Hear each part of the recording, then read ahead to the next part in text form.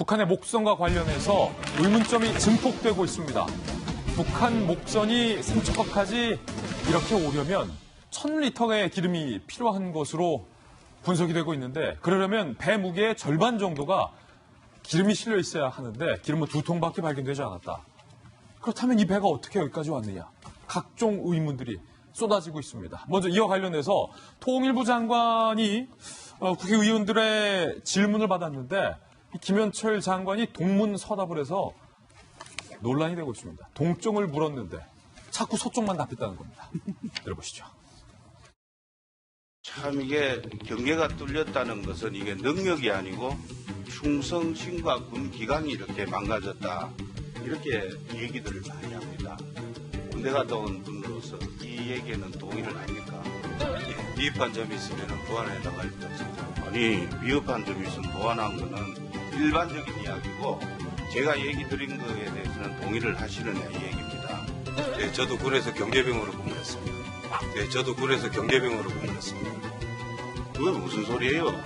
동문서답 하지 말고. 알겠습니다. 곤란하니까 얘기를 못하겠죠. 우리 동문서답을 한 김현철 장관, 유기준 의원의 질문에 대해서는 대답을 회피해서 또 한 번 논란이 되고 있습니다. 그 목소리를 들어보시죠. 온 사람을 4명 중에 2명을 뭐 며칠 있다가 보냈습니다만은 그렇게 2명은 남고 2명은 보내고 이런 예가 있습니까?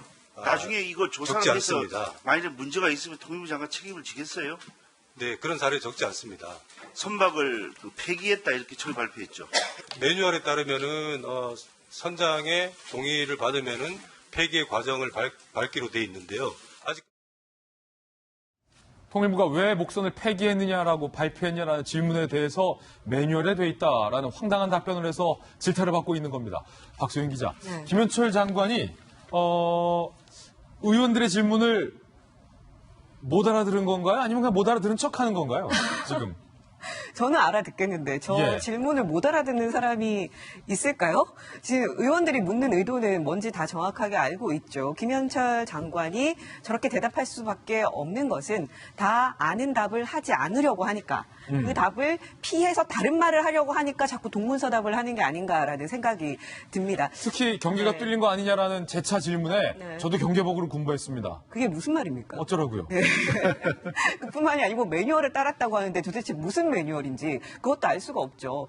그런 식으로 대답을 하는데 제가 도대체 왜 이런 대답을 할까라고 해서 지난 인사청문회 때의 스타일을 좀 찾아봤어요. 인사청문회 때도 보니까 분명히 그때 이제 김현철 장관 후보자, 당시 후보자였으니까 그때는 뭐 8건의 뭐 다운 계약서 그리고 서초동에 아파트를 분양받았는데 20일 만에 되판 것 이런 부분에 대해서 의혹이 제기되니까 그 부분에 대해서 굉장히 정확하게 깊이 사과한다라는 얘기를 여러 차례 반복을 합니다. 그걸 보면 뭐 질문의 요지를 파악하지 못하는 스타일은 아닌 것 같아요. 그런데 그때도 굉장히 유사한 사례가 하나 있었습니다. 그때 이제 무소속 의원이 북한의 인권 침해 사례 5가지를 얘기해봐라라고 하니까 그때 이런 대답을 합니다. 무슨 대답을 하냐면요. 여야가 합의한 북한 인권법에 대해서 얘기를 하고요. 그리고 저도 북한 인권에 대해서 글을 쓴 적이 있습니다. 라고 얘기를 하면서 계속 동문서답을 하면서 그 사례 5가지에 대해서는 끝까지 대답을 하지 않습니다. 그걸 보면 이 김 장관의 스타일이 뭔가 다 아는 답을